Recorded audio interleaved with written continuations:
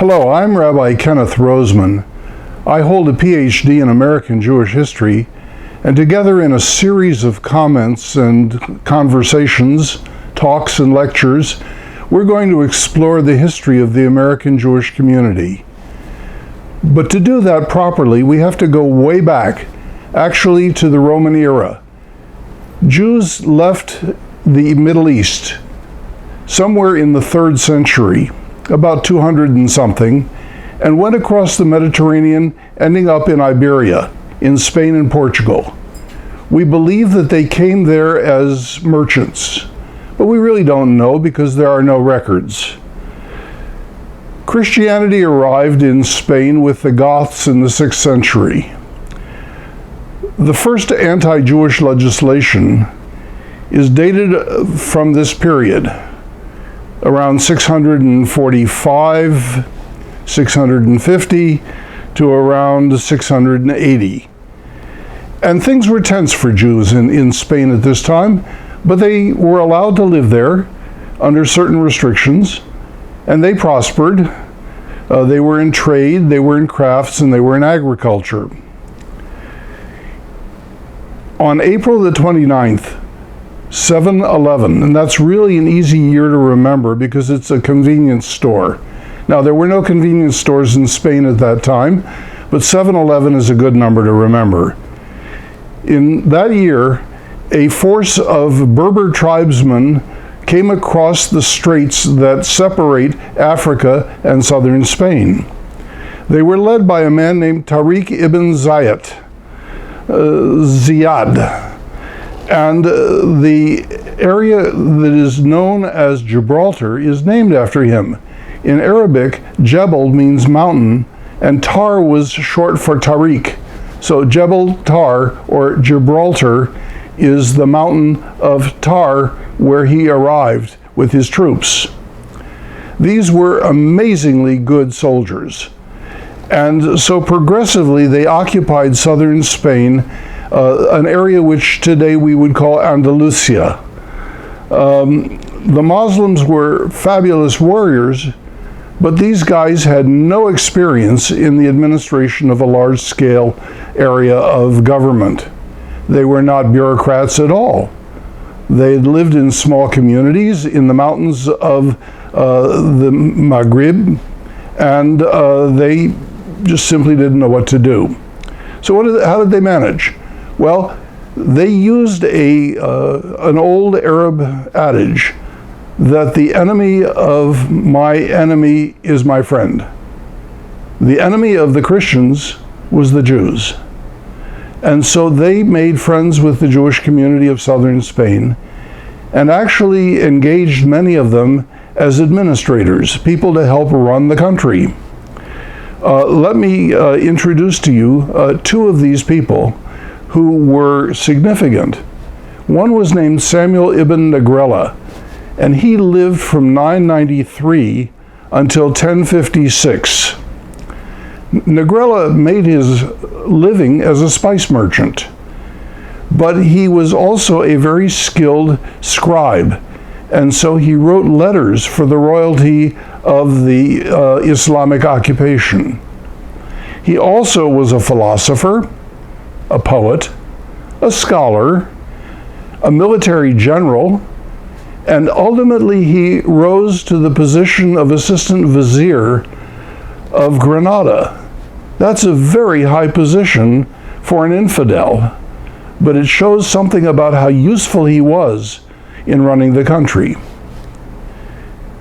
The Jewish Golden Age runs from about the time of Negrella till about the middle of the 1200s or 1300s, somewhere in that vicinity.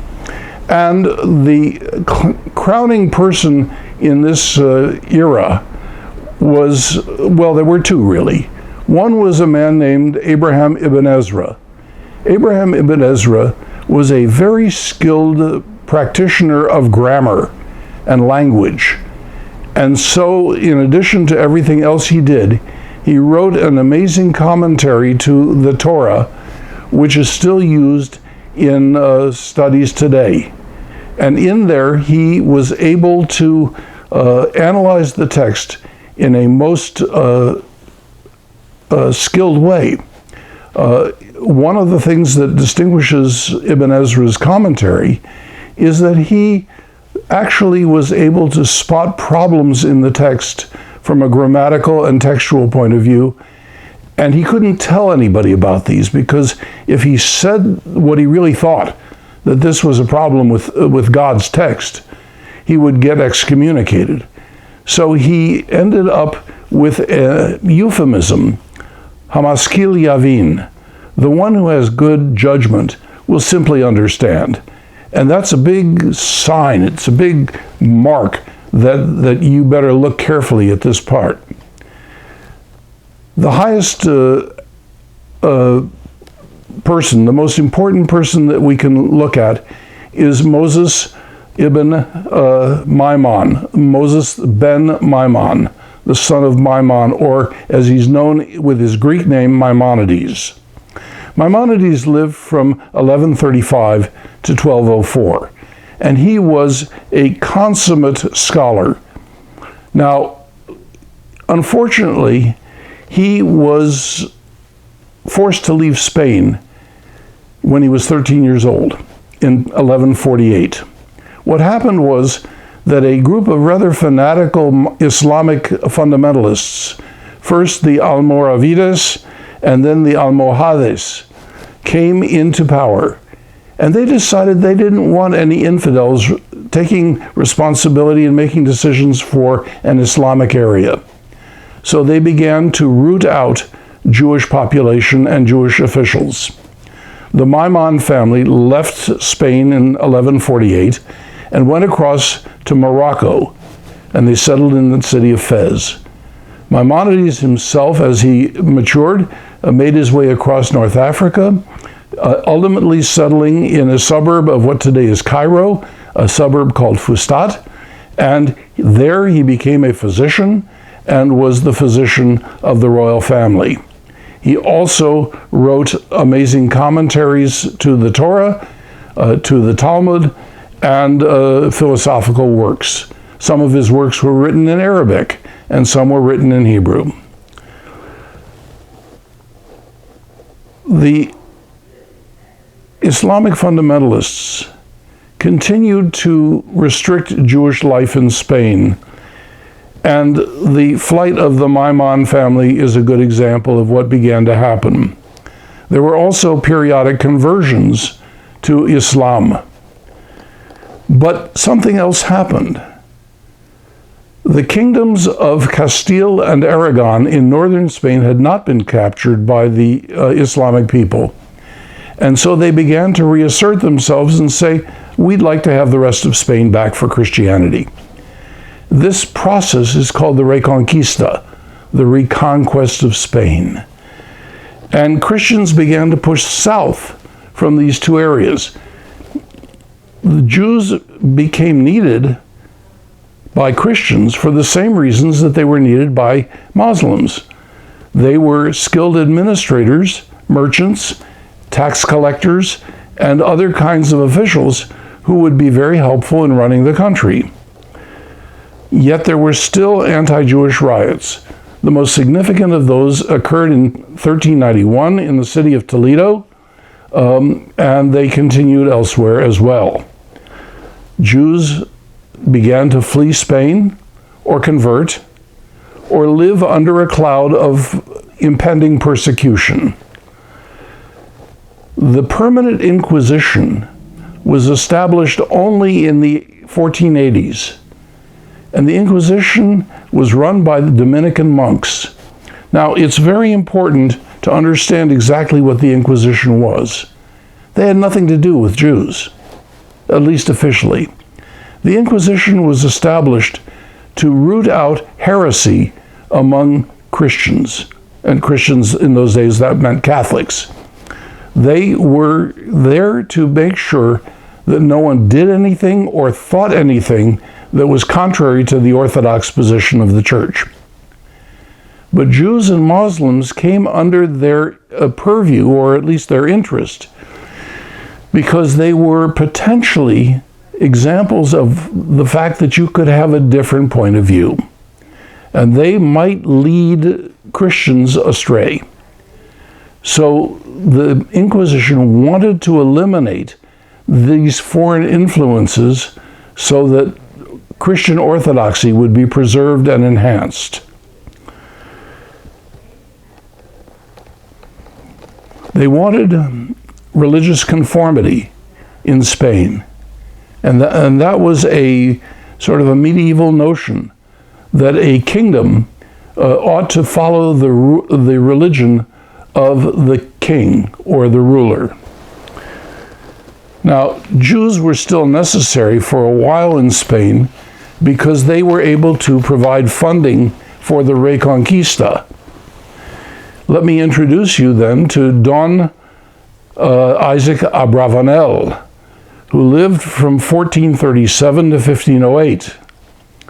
Abrabanel was a rabbi, a scholar, a statesman, and most especially a financier. In 1471, he provided ransoms for 250 Jews who were taken prisoner in Portugal and held as a way of raising money for Christian causes. After 1484, he was the collector of royal revenues in Spain. He became very wealthy and, in fact, made a major loan to Queen Isabella. But he also tried to protect the Jewish community. He tried particularly through bribery. He tried to offer money to the royal family, and they didn't accept it. They didn't do that. The fate of Jews was sealed when Ferdinand of Aragon married Isabella of Castile. And the union of these two northern kingdoms made it possible for them to attack Andalus. Now, in about 1490, we estimate that there were around 180,000 Jews still in Spain. Nobody knows for sure, but that's about the number. Conditions changed in 1492. What happened? Well, the Reconquista succeeded. The last Muslims were driven back across the Straits of Gibraltar in that year. And so the financial exigencies of the Reconquista became less. They didn't need as much money for the army and for the war against the infidels. So the royal family was able to turn to new projects. One of them was exploration. And you know the old adage, in 1492, Columbus sailed the ocean blue. And so they were able to finance his exploration with his 3 ships to find India, or as it turned out, the Caribbean. They also expelled the last threats to religious conformity, and that meant Jews. They needed to get rid of the Jews. They also needed to get rid of dangers that might seduce people who had converted to Christianity, people that were called New Christians, Marranos, or conversos. They wanted to get rid of anything that would cause them to revert to their previous religious faith. So an order was issued in the spring of 1492, expelling Jews from Spain or requiring their conversion. The person who was most responsible for persuading the royal family to do this was Thomas de Torquemada, the head of the Inquisition. Now, he couldn't do it by himself because the Inquisition had no right to, but he could persuade the royal family to do it, and he did. The motivations, of course, were partly religious, partly economic and political. They wanted to take over the holdings of the rather affluent Jewish community. And so at the end of March in 1492, he issued this and made it effective on a Jewish day of fasting called Tisha B'Av. the 9th of the month of Av. Now, this was particularly intended as an insult to the Jewish community, because the 9th of Av, according to tradition, was the day in 587 before the Common Era, when the Babylonians destroyed the temple in Jerusalem, and again in 70 of the Common Era, when the Romans destroyed the Second Temple. So it was a very bad day for Jews. And this was compounding the offense, the insult, and very deliberate. The consequences of Torquemada's order, or the royal family's order of expulsion, was that about a third of the Jewish people in Spain converted to Christianity, around 60,000 people, and about 120,000 left. Some went temporarily to Portugal, and most of them went elsewhere. And where did they go? Well, if you look at the map, which is on your screen, you will see that some of them went down the southern route, the northern shore of North Africa, and went all the way to Egypt. Others of them, a large number, went across the southern shore of Europe, through southern France, into northern Italy. Some of the duchies and princedoms of North Italy were very hospitable for economic reasons. They thought Jews would enhance commerce in their regions, and they welcomed Jews at least temporarily. And some of them continued on to Turkey, Greece, and eventually into Israel. A large settlement occurred in Jerusalem and in a city called Safed or Tiberias, which is, both cities are at the north end of the Sea of Galilee. And each of these communities made substantial contributions to the culture, the economy, and the welfare of the community where they settled. But we want to focus on a different group. We want to focus on the Jews who went north. They went across the Bay of Biscay or through France on land and ended up in Holland. Why did they end up in Holland? Well, for a couple of reasons. Number one, Holland and Spain were enemies. Philip V had tried to subdue the Dutch area as an adjunct of Spain, and it failed. And the Dutch were very minded to be independent of Spain. So they didn't like anything that Spain did, and anybody who was fleeing Spain was their friend.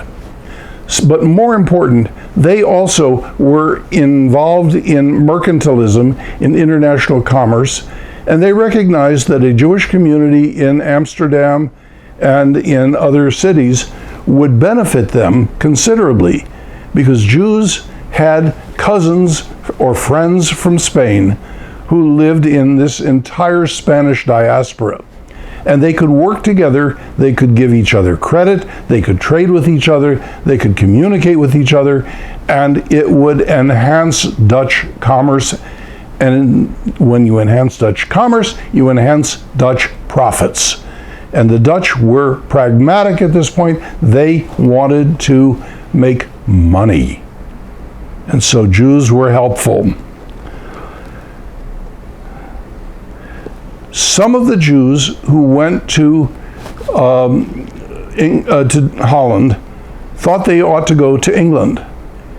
And so the chief rabbi of Amsterdam, a man named Manasseh ben Israel, went across, or sent an emissary across to speak to Cromwell in the mid-1600s. And he said to Cromwell, I think you ought to readmit Jews to England, and I'll tell you why. There's a religious reason.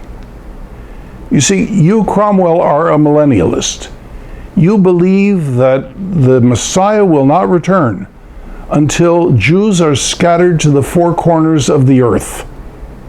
That's in the Bible. Cromwell said, yeah, I've read that too. And Manasseh ben Israel's emissary said, well, but you don't have any Jews here. And he said, so what? He said, well, England is one of the four corners of the earth. You know what do you mean? He said, well, look at the name. Angle tear. An angle of the earth. It's a corner of the earth. Now, that was a false etymology. The word angle comes from the Angles and the Jutes, the people who conquered England, or Angleterre, from Denmark and from Scandinavia. But Manasseh ben Israel persuaded Cromwell that this was one of the corners of the earth, and that by preventing Jews from living in England, he was delaying the coming of the Messiah. Clever, eh? Well, Cromwell didn't do it, but his successor, Charles II, did. He admitted Jews to England after the restoration of the Stuart monarchy. And that was an interesting little side bit. Now, some of the other Jews of Holland actually went to the Dutch colonies in the New World. The biggest Dutch colony was in Brazil. The Dutch, if you look at the map which we're putting on the screen, you will see that there is a line across Brazil, eastern Brazil. This line was drawn in 1484 in a treaty called the Treaty of Tordesillas. Tordesillas is a small town in northern Spain. And basically what happened was, the Portuguese and the Spanish were fighting over who controlled Spain. The Pope said, I do not want two Catholic countries feuding over who handles this area. So I want you guys to make peace with each other and to draw a line. And on one side of the line it'll be Spanish, and on the other side it'll be Portuguese. So they drew the line through Brazil. Actually, the line goes all the way around the globe. And that made it possible for Portugal to claim territories in Asia, because it was on their side of the line. But in Brazil, the eastern third of Brazil, roughly, became Portuguese. That's why Brazil still speaks Portuguese rather than Spanish. The Portuguese had control of this area for a long time, but in about 1583, the Dutch conquered it, and Jews from Holland moved into this area. And they established a very large and successful Jewish community, numbering as many as 2,000 people, in a city called Pernambuco. On today's map, you may see it referred to as Recife. It's at the northeast corner of Brazil, a major commercial port. And, and Jews also went to some British possessions like Barbados and St. Thomas. When the Dutch lost control of northeast Brazil in 1654, the Jews and people who had been Jewish but converted to Christianity left that area. They were afraid that an inquisition would be reestablished, and they had good reason to fear. And so they went elsewhere. And in the next talk, we're going to find out what happened to the Jews who left South America and the Caribbean, and where did they go, and how did that turn out to be the initiation of a Jewish community in North America.